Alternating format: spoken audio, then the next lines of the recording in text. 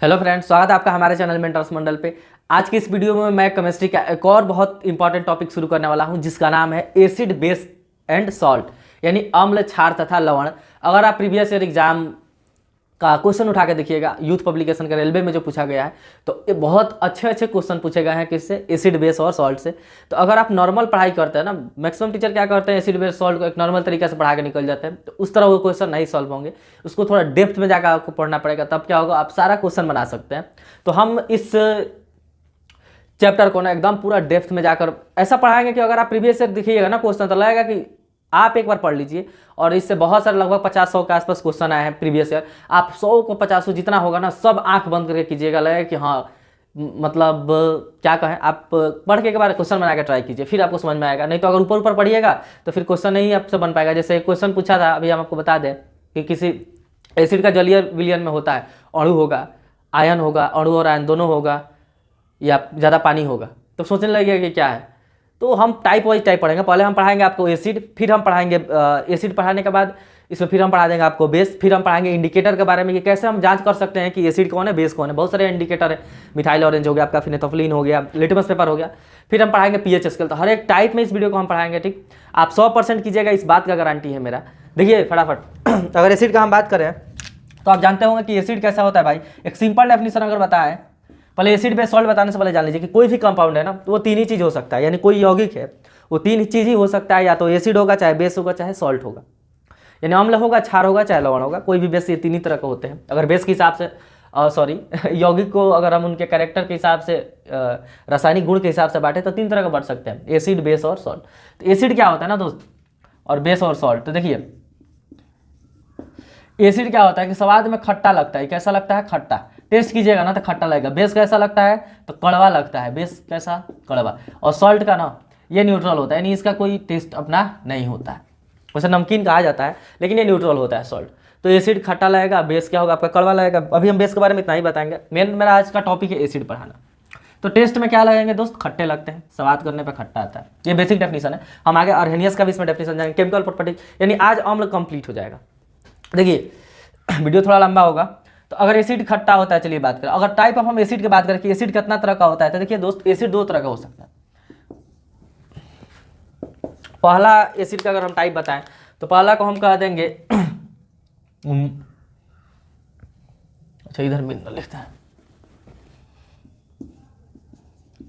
एक होता है आपका मिनरल एसिड, एक होता है आपका ऑर्गेनिक एसिड। ऑर्गेनिक एसिड, देखिए ऑर्गेनिक एसिड नाम है तो हिंदी में क्या कह सकते हैं? इसको कार्बनिक अम्ल कह सकते हैं, इसको खनिज अम्ल कह सकते हैं। इसको खनिज अम्ल और ये आपका कार्बनिक अम्ल। तो नाम है ऑर्गेनिक, यानी कार्बन आएगा, कंफर्म है। तो ये जो होते हैं ना कार्बनिक यौगिक, आपको देखिए इससे बहुत सारा क्वेश्चन पूछा है। इसका कुछ प्रॉपर्टीज आपको ध्यान रखना है कि ये होते हैं जितने भी एनिमल या प्लांट है ना, एनिमल और प्लांट, तो एनिमल और प्लांट में से जो एसिड हमें मिलते हैं, या उनमें जो एसिड पाए जाते हैं, वो सब क्या होते हैं? आपको ऑर्गेनिक होते हैं। सब क्या होता है? ऑर्गेनिक, यानी उसमें कार्बन होता है। किसमें? एनिमल और प्लांट में जो भी आपको एसिड मिलेंगे वो सब क्या होंगे? ऑर्गेनिक होंगे।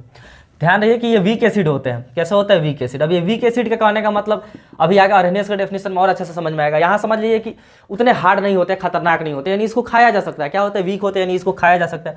आप डेली लाइफ का जो चीज़ भी खाया हो रहे होंगे, खाए जाने योग्य होते हैं। जैसे हम इमली खाते हैं, आम खाते हैं, नींबू खाते हैं, ये सारा चीज़ हम लोग खाते हैं ना, तो इसमें क्या है? एसिड है, लेकिन हम लोग खा लेते हैं, तो इसलिए क्या है? होते हैं वीक होते हैं। ऑर्गेनिक एसिड क्या होता है? वीक होते हैं।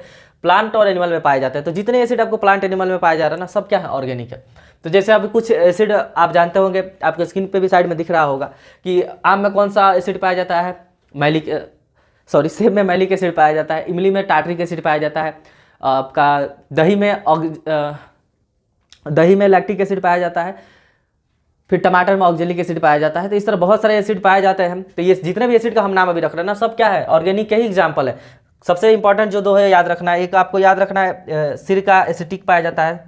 एसिटिक एसिड किस में पाया जाता है? सिरका में। साइट्रस जितने भी खट्टे फल है ना, नींबू वांबू, उनमें पाया जाता है। तो सिरका। एसिटिक का एक और नाम है, ये आपको ध्यान रखना है, इसका नाम होता है एथेनोइक एसिड। एथेनोइक एसिड सबसे इंपॉर्टेंट, यानी एथेनोइक अम्ल। इसका फॉर्मूला भी याद रखिएगा, CH3COOH। बाकी सबका फॉर्मूला आपको नहीं ध्यान रखना है, यही भी याद रखना। और एक आपको फॉर्मिक एसिड पाया जाता है लाल चींटी के डंक में। कौन सा एसिड? फॉर्मिक एसिड, फॉर्मिक अम्ल, इसको हम एक और नाम देते हैं मेथेनोइक एसिड। क्या नाम है? मेथेनोइक एसिड, मेथेनोइक, अरे यार, मेथेनोइक अम्ल। ठीक, ये कहाँ पाया जाता है? तो जो लाल चींटी का डंक होता है ना, चींटी के डंक में, उसमें पाया जाता है। तो कुछ ये बेसिक चीज़ है, ये तो सबको पता रहता है किसमें कौन सा एसिड पाया जाता है। ये कोई तो ये जितने एसिड हम बताए ना किसी फल फ्रूट एनिमल में पाए जा रहे हैं, वो सब क्या है? आपके ऑर्गेनिक एसिड में आ जाता है। ठीक, ये वीक होते हैं, खाने योग्य होते हैं। इनका नाम फॉर्मूला याद रखिएगा, सिरका का एसिटिक एथेनोइक एसिड। सिरका जानते हैं ना, विनेगर। अब मिनरल एसिड का बात करें तो मिनरल एसिड वो होता है ना दोस्त, जो मिनरल से मिलते हैं, जो लैब में आपको ये क्या होता है, लैब में मिनरल से तैयार किए जाते हैं, मिनरल से तैयार किए जाते हैं, यानी लैब में बनाया जाता है मिनरल का यूज करके, तो वो क्या कहलाएंगे? आपको मिनरल एसिड कहलाएंगे। लेकिन सबसे इंपॉर्टेंट बात ये है ना कि ये क्या होते हैं? बहुत ही खतरनाक होते हैं, यानी डेंजरस होते हैं, खतरनाक होते हैं, बहुत ही खतरनाक होता है। अभी बताएंगे, एग्जांपल देंगे आपको। आप इसको लिख सकते हैं, एथेनोइक फॉर्मिक एसिड, मेथेनोइक अम्ल कहते हैं। लाल चींटी के डंक में पाया जाता है, डनक नहीं डंक। ठीक, खतरनाक होते हैं और ये खाने योग्य नहीं होते हैं। ये देखिए, स्किन पे अगर पड़ गए ना तो स्किन को क्या करेंगे? जला सकते हैं, बहुत ही खतरनाक होते हैं। तो इनके बारे में एक सबसे इंपॉर्टेंट बात ये याद रखिएगा कि ये स्ट्रॉन्ग एसिड है, क्योंकि खतरनाक है तो कैसे एसिड है? स्ट्रॉन्ग एसिड, स्ट्रॉन्ग एसिड बहुत ही खतरनाक है, इसलिए खाने योग्य में ये यूज नहीं होता है। अब इसमें एग्जाम्पल सबसे इंपॉर्टेंट है, तो एग्जाम्पल में 3-4 एग्जाम्पल हम लिख देते हैं आपको। HCl hydrochloric acid, H2SO4 sulphuric acid, ठीक, HNO3 नाइट्रिक एसिड, और एक लिख दे आपका H2CO3, दो इधर लिख देते हैं, H2CO3 जिसको कार्बोनिक एसिड कहते हैं, H2SO3 जिसको हम कहते हैं सल्फ्यूरस एसिड। इसको क्या कहते हैं? देखिए, SO3 रहेगा ना तो सल्फ्यूरस एसिड, SO4 रहेगा तो सल्फ्यूरिक एसिड। तो आपको ये एग्जांपल कुछ ध्यान रखना है, मिनरल एसिड के एग्जांपल है, प्रिपेयर किए जाते हैं ये सब लैब में। ये सब क्या होता है दोस्त? बहुत ही खतरनाक होते हैं। अगर हम बात करें इन दोनों का तो आपको नोट करके लिख लेना है कि ये H2CO3 और H2SO3 ये दो ऐसे एसिड है ना, ये है मिनरल, लेकिन ये क्या होते हैं? ये वीक होते हैं, मिनरल लेकिन वीक होते हैं। देखिए, बाकी कोई भी आप एसिड उठा लीजिए, अभी हम बहुत कम लिखे हैं, HBr, फिर आपका HF, ये सब जितने हैं ना, ये सब लैब में बनते हैं, सब बहुत ही खतरनाक है। लेकिन दो ऐसे हैं ना, H2CO3 और H2SO3, जो क्या है? ये है मिनरल एसिड, यानी लैब में ही बनते हैं, लेकिन है वीक। बाकी सब स्ट्रॉन्ग होंगे लेकिन है वीक। तो आपको याद रखना है कि मिनरल एसिड पूछेगा कि वो मिनरल एसिड जो वीक होते हैं, जो हम खाते हैं, तो क्या है आपको? H2CO3 और H2SO3। H2CO3 ना, आप हम लोग जो स्प्राइट पीते हैं, पेप्सी, उसमें क्या रहता है? कोल्ड ड्रिंक में H2CO3 रहता है, गला जलता है ना, तो इसके चलते, कार्बोनिक एसिड के चलते। तो ये कुछ मिनरल एसिड और ऑर्गेनिक एसिड के बारे में चीज़ें, आप इसको लिख लीजिए, स्क्रीनशॉट ले लीजिए। अब हम थोड़ा सा बता दें एसिड का तनुकरण, और मैं सुने होंगे ना डाइल्यूट एसिड, कॉन्सेंट्रेटेड एसिड, वो क्या होता है, उस चीज़ को हम आपको समझा देते हैं। ठीक, देखिए, आप इसको लिख सकते हैं, इसका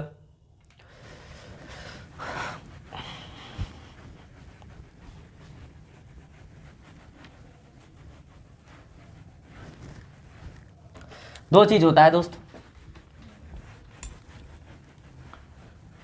एक होता है आपका तनु अम्ल, जिसको हम क्या कहते हैं? डाइल्यूट एसिड, और एक होता है सांद्र अम्ल, सांद्र यानी जिसको कहते हैं कॉन्सनट्रेटेड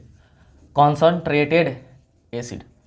तो ये क्या होता है? सांद्र अम्ल और तनु अम्ल। तो देखिए, जो तनु अम्ल होते हैं ना, इसमें क्या होता है कि अम्ल में, मतलब ये मिक्सचर होता है किसका किसका? अम्ल और वाटर का, अम्ल और पानी का क्या होता है? मिक्सचर होता है। लेकिन इसमें क्या होगा आपका कि जो अगर तनु मतलब होता है पतला, तो पानी ना होगा, जो पानी रहता है और अम्ल रहेगा, तो ये अम्ल रहेगा, पानी रहेगा ज़्यादा और अम्ल रहेगा कम, यानी पानी की मात्रा ज़्यादा है, अम्ल की मात्रा कम है, तो उसको क्या कहेंगे? तनु अम्ल, यानी डाइल्यूट एसिड। लेकिन अगर जिसमें एसिड प्लस वाटर, पानी कम है लेकिन एसिड क्या है? ज़्यादा है, एसिड ज़्यादा हो गया, पानी कम हो गया, तो उसको कहेंगे कॉन्सनट्रेटेड। तो याद रखना है कि सांद्र अम्ल, तनु अम्ल, सांद्र अम्ल वो होते हैं जिनमें क्या होता है? एसिड की मात्रा आपका हाई मिल जाएगा, और तनु में क्या होता है? पानी ज़्यादा रहता है, एसिड कम रहता है। अब एक बात और ध्यान आप दीजिएगा कि पूछा जाता है कि क्या सांद्र अम्ल में पानी डाला जा सकता है? तो देखिए, आपको ध्यान रखना है कि हम अम्ल में पानी नहीं डाला जाता है, मतलब नहीं डालना चाहिए। आपको कोई कहा जाए कि अम्ल का डाइल्यूटिंग करो, यानी उसको डाइल्यूट करो, डाइल्यूट यानी उसको पतला करो, तो आपको क्या करना है? अम्ल में आप पानी कभी नहीं डालिएगा, क्योंकि अम्ल में अगर पानी डालिएगा ना, तो ये मान लीजिए एसिड है, ये किसी कंटेनर में आपका एसिड है, इसमें ठीक, इसमें जैसे ही आप वाटर डालिएगा इधर से तो क्या होता है ना, ये बहुत ही एक्सोथर्मिक रिएक्शन होता है। एक्सोथर्मिक यानी क्या होता है आपका ऊष्माक्षेपी अभिक्रिया होता है, यानी इससे बहुत ज़्यादा हीट निकलता है और हीट इतना ज़्यादा निकलता है कि उस उल्टा में एसिड छलक के हाथ हो जला सकता है। तो कभी भी हमको ना अगर अम्ल का तनुकरण करना है, उसको पतला करना, डाइल्यूट करना है, तो अम्ल में पानी नहीं डाला जाता है, हम उल्टा करेंगे, पानी में अम्ल डालेंगे। क्या डालेंगे? पानी में अम्ल। देखिए ऐसा क्या होता है, पानी में अम्ल डालिए जाए तो अब की बार क्या है, मान लीजिए इस कंटेनर में पानी है, अब ये वाटर है, इसमें हम एसिड डाल रहे हैं, एसिड डाल रहे हैं, तो क्या होगा कि ये वाटर बहुत ज़्यादा है, तो जो एसिड डालिएगा तो थोड़ा थोड़ा ही तो करके ज़्यादा डालिएगा, तो जैसे ही थोड़ा डालिएगा तो कुछ हीट निकलेगा, उस हीट में ये पानी है, पानी उस हीट को क्या करेगा, ऑब्जर्व कर सकता है, सोख सकता है, तो ये चीज़ धीरे धीरे। लेकिन अगर पूरा नीचे एसिड है ऊपर पानी डालिएगा तो पानी कम डालिएगा पहले बार में, तो हीट बहुत ज़्यादा निकलेगा, क्योंकि नीचे सब एसिड है, इसलिए क्या कीजिए तो उल्टा किया जाता है, पानी में एसिड डालिए, थोड़ा थोड़ा डालाएगा तो हीट निकलेगा और पानी उस हीट को सोख लेगा, और क्या होगा, एसिड जो है तनु हो सकता है, यानी डाइल्यूट हो सकता है। अब हमारा है कि अर्हेनियस का डेफिनेशन क्या होता है एसिड पहचानने का, ठीक, तो ये मिटा कर हम वो बताते हैं आपको। अब हम देखते हैं डेफिनेशन क्या होता है एसिड का अर्हेनियस के हिसाब से। डेफिनेशन कौन देते हैं? अर्हेनियस, एक साइंटिस्ट का नाम था अर्हेनियस, वही इस डेफिनेशन को दिए थे। देखिए अर्हेनियस के अनुसार क्या होता है एसिड, अम्ल वह सब्सटेंस होते हैं ना, पदार्थ होते हैं जिनका जलीय विलयन से H+ आयंस निकलते हैं। देखिए यहाँ लिखा है कि अम्ल वह पदार्थ है जिसका जलीय विलयन से H+ आयंस निकलते हैं। इसका मतलब क्या हुआ समझिए, या इसका मतलब ये हुआ कि अगर आप कोई एसिड लीजिए, HCl जैसे हमने ले लिया, इसको हमने पानी में डिजोल्व किया, पानी में इसको क्या किया, घोला, तो पानी में जैसे ही हम घोले इसमें, यानी हम यहाँ एक्वस लिख देते हैं, AQ यानी वाटर, एक्वस सॉल्यूशन, इसको पानी में जैसे डाला गया तो पता है क्या होता है, इसमें से H+ आयंस निकलते हैं और क्लोरीन आपका 2 आयन में क्या होगा, ब्रेक होगा, H+ आयंस निकलेगा। जैसे ही H अलग होगा क्लोरीन क्या हो जाएगा, Cl- इस पे चार्ज हो जाएगा। अब देखिए क्यों ये होता है, यानी कोई भी सब्सटेंस लीजिए आप, उसको पानी में घुला दीजिए, डिजोल्व कीजिए, अगर उसमें से H+ आयंस वो निकल रहा है तो हम कहेंगे कि वो सब्सटेंस क्या था, एसिड था, वो सब्सटेंस क्या था, एसिड था। तो देखिए अब रहा बात ये कि ये होता क्यों है, HCl जैसे है H+ आयंस में कैसे ब्रेक हो जाता है, समझिए इस बात को। आपको पहले बताया था कि फ़ोन के बारे में, फ़ोन जो होते हैं ना ये हाईली रिएक्टिव इलेक्ट्रोनेगेटिव एलिमेंट है। इलेक्ट्रोनेगेटिव एलिमेंट करने का मतलब ये दूसरे किसी से इलेक्ट्रॉन क्या लेंगे, ले सकते हैं, दूसरे किसी का इलेक्ट्रॉन चुरा सकते हैं। सबसे ज़्यादा कौन होता है, फ्लोरीन, उसके बाद ऑक्सीजन, फिर नाइट्रोजन, फिर इसके नीचे आता है क्लोरीन, फिर ब्रोमीन है, फिर क्या है, आयोडीन है, ये 3 और है, ये 3 इससे कम है, ये भी क्या करते हैं, दूसरे का इलेक्ट्रॉन चुरा लेते हैं। तो ये सातिर चोर इसको कहिए कि फ़ोन क्या है आपका, हाईली इलेक्ट्रोनेगेटिव एलिमेंट है, यानी दूसरे का इलेक्ट्रॉन चुराएगा। तो अगर हम बात करें HCl का, तो यहाँ आप जानते हैं कि HCl में क्या है, क्लोरीन देख रहे हैं कि यहाँ चोर है तो इससे बॉन्ड बनाया हुआ है, लेकिन जैसे ही अभी यहाँ क्या है, कोवलेंट है, कोवलेंट बॉन्ड यानी इलेक्ट्रॉन की शेयरिंग हो रही है। जैसे ही इसको वाटर में डिजोल्व करते हैं ना, हम इसको पानी में HCl को डालते हैं, वाटर में डिजोल्व करते हैं, तो देखिए क्या होता है, ये जो आपका क्लोरीन है ना, पानी में जाने के वक्त क्या होता है, इसको एक सुटेबल कंडीशन मिल जाता है। जैसे ही पानी में जाता है तो HCl अब इससे इसका इलेक्ट्रॉन एक लेके क्या होता है, यहाँ हम लिखते हैं इस चीज़ को, जैसे इसको पानी में डाला जाता है तो पता है क्या होगा, इसका एक इलेक्ट्रॉन लिख के, क्योंकि हाइड्रोजन के पास एक ही इलेक्ट्रॉन है, आप जानते हैं एक प्रोटॉन है, इसीलिए तो कोई भी प्रोटॉन ना, एक प्रोटॉन एक इलेक्ट्रॉन को अच्छा से होल्ड नहीं कर पाता है, तो कोई भी इसका इसका इलेक्ट्रॉन आसानी से निकाल सकता है। मैक्सिमम आपको अधातु ऐसे हैं जो हाइड्रोजन के इलेक्ट्रॉन निकाल सकते हैं। तो बात करें अगर हम इसके, क्या होगा, एक इलेक्ट्रॉन लेके क्लोरीन निकल जाएगा, एक इलेक्ट्रॉन लेके क्लोरीन निकला और एक इलेक्ट्रॉन लेके निकला तो इस पर माइनस चार्ज आया, बच गया आपका क्या, तो बच गया आपका हाइड्रोजन। हाइड्रोजन क्या है, इस पे प्लस चार्ज, क्योंकि एक इलेक्ट्रॉन इसका लेके चला गया तो इस पे क्या आ गया है, एक प्लस चार्ज आ गया है, यानी He+। तो यही होता है, आप देख रहे हैं किसी भी एसिड को अगर हम पानी में डालेंगे तो क्या होगा, H+ आयंस निकले। क्यों निकलेंगे H+ आयंस, कि अब ऐसा इंडायरेक्टली हम ये भी तो कह सकते हैं कि जितने भी आपको एसिड मिलेंगे उसमें या तो F रहेगा, चाहे O रहेगा, चाहे N रहेगा, चाहे Cl, चाहे Br, मतलब ये सब आपको मिलेंगे, जो ये इलेक्ट्रोनेगेटिव एलिमेंट ये मिलेंगे। क्यों मिलेंगे, क्योंकि अगर ये रहेंगे तभी तो हाइड्रोजन से इलेक्ट्रॉन लेके जाएंगे। तो आप यहाँ एक बात समझिए, हमने H+ आयंस लिखा है, ये वाटर का देखिए क्या होता है, H+ आयंस H+ नहीं रहता है, H+ AQ हम हर जगह लिखे हैं, H+ AQ। कहने का मतलब ये हुआ ना, AQ मतलब वाटर, हाइड्रोजन जो है ना H+ आयंस पानी के साथ रहता है। देखिए कैसे, अभी पानी है ना, तो जो H+ आयंस है ये वाटर के साथ डिजोल्व हो जाता है, H2O था ना तो वाटर के साथ डिजोल्व हो जाता है, तो इसका मतलब होता है H3O+।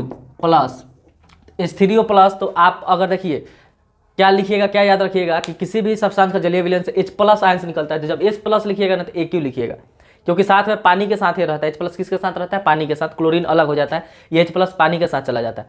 तो पानी को हम ना लिख के AQ लिख देते हैं। अगर आप चाह रहे हैं पानी नहीं लिख AQ नहीं लिखने का, तो आपको इस तरह लिखना पड़ेगा, पानी इसके साथ मिलकर क्या बनाएगा? हाइड्रोनियम आयन इसको कहते हैं। क्या कहते हैं? Hydronium ion. तो आपको ये भी पूछ सकता है हाइड्रोनियम आयन।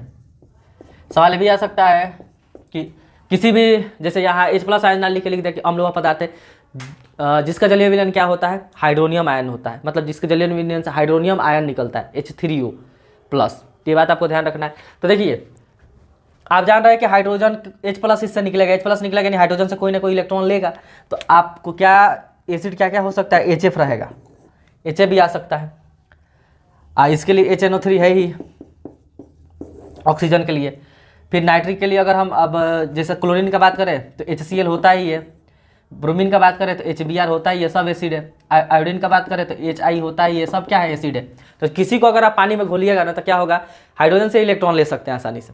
इलेक्ट्रॉन लेंगे तो हाइड्रोजन इलेक्ट्रॉन होकर क्या बन जाएगा? H+ आयन बन जाएगा। तो आपको ध्यान रखना है, इसलिए डेफिनेशन दिया कि अम्ल किसी भी पदार्थ को आप एसिड में डुबाइए, पानी में डुबाइए, उसमें से H+ आयन निकल रहा है तो वो एसिड है। तो कभी सवाल ये आता है कि कौन ऐसा चीज़ है जो सभी अम्लों के पास पाया जाता है? तो देखिए, कौन ऐसा मतलब चीज़ होगा जो सभी अम्ल में कॉमन होगा? तो आप जान रहे हैं कि अम्ल से क्या निकलता है? H+ आयन निकलता है। तो कौन ऐसा चीज़ है?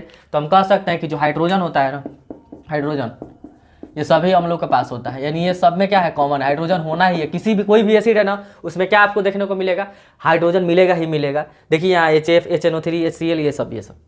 अब दो तरह के और आप देखे होंगे कि होता है। एसिड को हम दो तरह से बांट सकते हैं। एक होता है ऑक्सी एसिड अम्ल, और एक होता है अनऑक्सी। तो ऑक्सी का मतलब वो ऑक्सीजन, जिसमें ऑक्सीजन होगा उसको हम कहेंगे ऑक्सी अम्ल, और जिसमें नहीं होगा उसको कहेंगे अनॉक्सी अम्ल। तो देखिए, इसमें कौन अनॉक्सी है? ये वाला अनॉक्सी हो जाएगा, ये भी अनॉक्सी है, ये भी अनॉक्सी है, ये भी अनॉक्सी। ऑक्सी कौन है? ये है।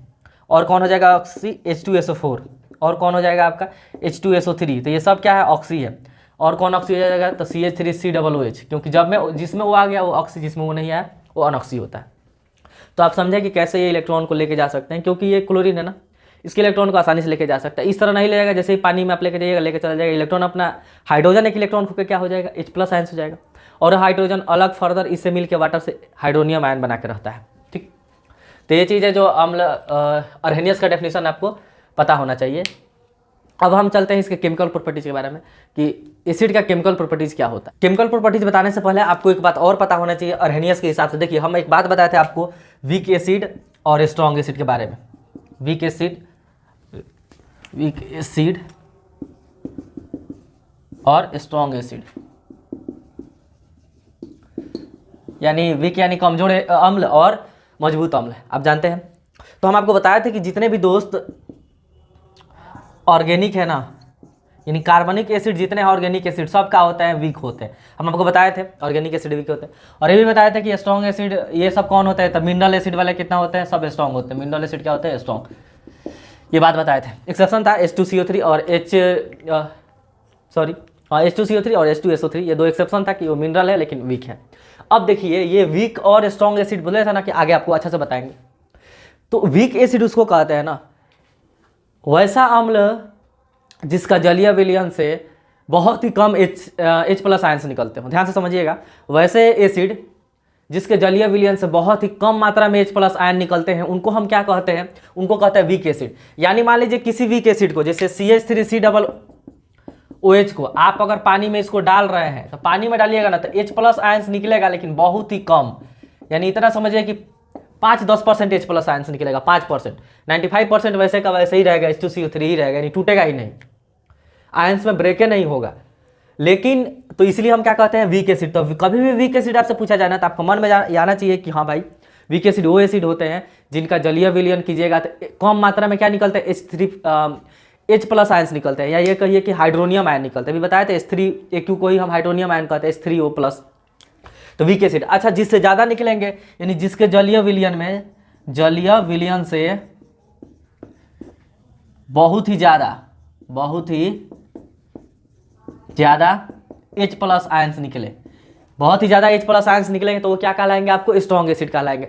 तो जिस एसिड को पानी में डुबा दीजिए 99.99%, यानी कहिए कि पूरा H प्लस आयंस में क्या होगा, यानी जितने भी, मान लीजिए हम HCl को डुबाए तो HCl के जितने भी मोलिकुल हैं, मान लीजिए जितना हमने HCl को डुबाया उसमें बहुत सारे मोलिकुल होंगे HCl का, और वो सब मोलिकुल क्या हो, अलग अलग टूट जाए H प्लस और HCl माइनस आयन में, तो क्या होगा, हम कह देंगे कि ये भाई क्या है, स्ट्रॉन्ग एसिड है। तो स्ट्रॉन्ग एसिड को अगर आप पानी में डिजोल्व करते हैं ना तो ये क्या देता है, मिक बहुत ही ज़्यादा क्या देगा, H प्लस आयंस देगा।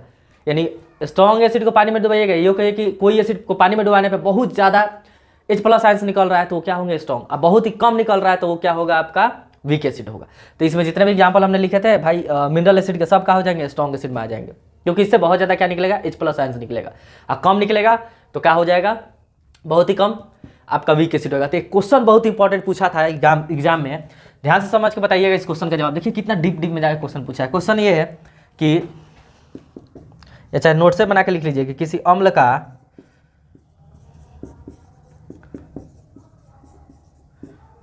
या ऐसे ऐसे किसी अम्ल नहीं, यही लिख देते हैं, ये ऑर्गेनिक एसिड है ना, ऑर्गेनिक एसिड का याद रखिएगा, ये ऑर्गेनिक एसिड का जलीय विलयन में आयन तथा अणु दोनों होते हैं। ध्यान से समझिएगा, हम कह रहे हैं कि ऑर्गेनिक एसिड, ऑर्गेनिक यानी वीक होगा, अब वीक होगा तो जो H प्लस आयन से वो बहुत ही कम देगा। यानी 100 गो आप मोलिकुल, 100 गो अणु, मान लीजिए इतना आप अपने उसमें 100 गो अणु डाल दिए, किसका, अब एसिटिक एसिड का 100 गो अणु डाल दिए, तो 100 गो में क्या होगा कि 10 गो अणु टूटेगा H प्लस आयन में, बाकी अणु का अणु रह जाएगा। तो देखिए जो टूट गया वो तो आयन बन गया। अरे भाई 10 को टूट रहा है H प्लस आयन में तो वो तो आयन बन गया, लेकिन जो नहीं टूटा वो क्या है, अणु का अणु है। तो इसलिए कहा जाता है कि ऑर्गेनिक एसिड का, अच्छा कहिए वीक एसिड का जलीय विलयन अगर आप देखिएगा ना तो उसमें आपको आयन भी मिल जाएंगे, अणु भी मिल जाएंगे। लेकिन अगर आप जलीय विलयन देख रहे हैं किसका, स्ट्रॉन्ग एसिड का, तो इसके जलीय विलयन में ध्यान रखिएगा, इसके जलीय विलयन में क्योंकि ये पूरा टूट जाता है जितने, अरे भाई सब टूट रहा है तभी तो इसको स्ट्रॉन्ग नाम दिया जा रहा है। सब टूट गया तो कोई अणु बचेगा ही नहीं, सब आयंस में टूट गया है, तो हम क्या कहेंगे कि जलीय विलयन जो होता है ना स्ट्रॉन्ग एसिड का, इसमें क्या होते हैं, आयन आपको होते हैं, खाली आयन होते हैं। तो ये बात पूछा हुआ क्वेश्चन है, ध्यान रखिएगा कि स्ट्रॉन्ग एसिड का जलीय विलयन कीजिएगा तो खाली आपको आयन मिलेगा, क्योंकि जितने भी अणु है सब टूट चुके हैं H प्लस आयन में। और अगर जलीय विलयन कीजिएगा किसका, ऑर्गेनिक एसिड का, तो आपको आयन भी देखने को मिलेंगे और अणु भी देखने को मिलेंगे। अब हम चलते हैं केमिकल प्रॉपर्टीज ऑफ एसिड की तरफ।